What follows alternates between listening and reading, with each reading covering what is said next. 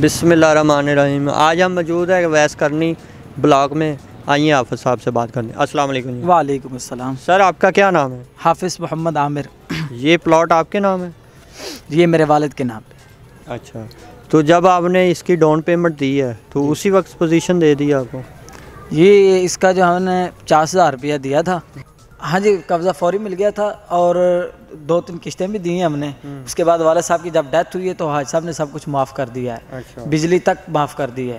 तो कब्ज़े के दौरान ये अमले का कैसा रहा आपके साथ ताबन? माशाल्लाह बहुत अच्छा रवैया रहा है।